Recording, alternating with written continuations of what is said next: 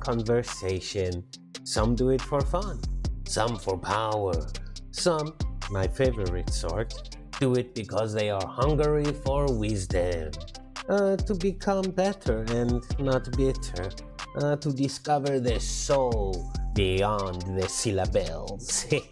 As you may or may not know, I am Koshka the Wise, your ancient feline companion through the swirling fog of human mystery.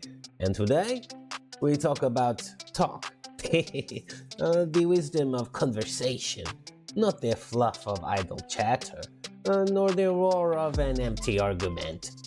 Let us begin with a quote to consider it. Stephen R. Covey tells us, most people do not listen with the intent to understand, they listen with the intent to reply. I mean, how many of us are simply waiting to pounce with our opinions, instead of sitting still to understand someone else's truth and feelings? Listening, not mindlessly waiting, that is half the wisdom of conversation. Listening, I would say, is a form of love, to step back and allow another soul to share space with you, to have a human connection, which always carries with it an opportunity to be humble and sincere and to gain a little bit of wisdom. And you should know by now that humility and sincerity are among my favorite traits. Of course, it would be most wise to remember Plato, not Play-Doh, I got that wrong as well, but Plato, who said, wise men speak because they have something to say. Fools speak because they have to say something. Now, allow me to whisk you away into a memory from my past life in an old Victorian city. Fog, top hats, and dreadful weather. I lived in as a sleek companion to a certain melancholic poet. He could convey the agony of a flower wilting, but couldn't, for all his effort and talent, write a single line of joyous poetry.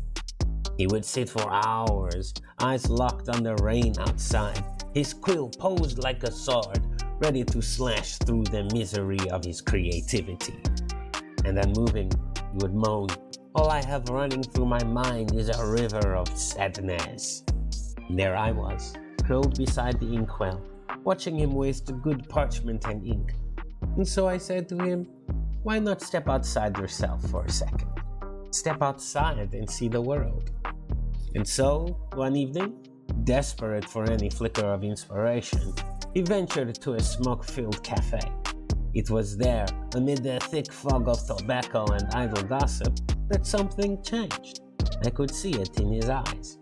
It turns out he overheard a conversation between a scully maid and an old cobbler. They spoke not of philosophy or love, but of bread, of aching feet, and a child learning to whistle. And though my poet friend, his ears started to twitch, and he turned to me with eyes wide and whispered, there's poetry in people.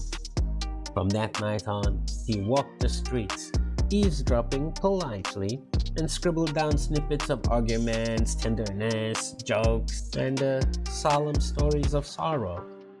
He learned the heartbeat of conversation, and from that human music, his poetry bloomed. All because he was inspired by curiosity to know the when, what, where, how, and why. Truly, in the end he wrote not from loneliness. He had found a jubilant voice when he silenced his own thoughts and listened instead to the world around him. We do not find our voice in isolation. We borrow it, refine it, all through conversation. So, my dear ones, speak gently, listen deeply, and remember, every conversation is an invitation to become more human. Or in my case, delightfully more wise. Now, before I go, would you like a terrible joke? What am I saying? You have no choice in the matter. Alright, here is a piece of wisdom for you. Give a man a fire, and you will keep him warm for a few hours.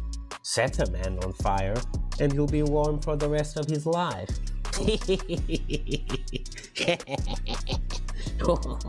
Well, I see that you are definitely most wise because you had no choice but to listen to me, and I am so happy and honored that you decided to spend that time.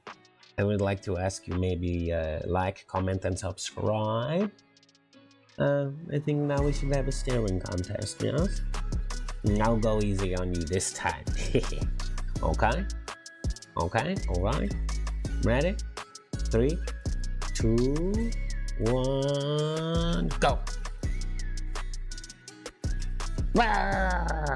Okay. See, I told you. No, I did not lose just because I was feeling bad for you. No, me? Never. Okay. Take care. Bye. Mwah.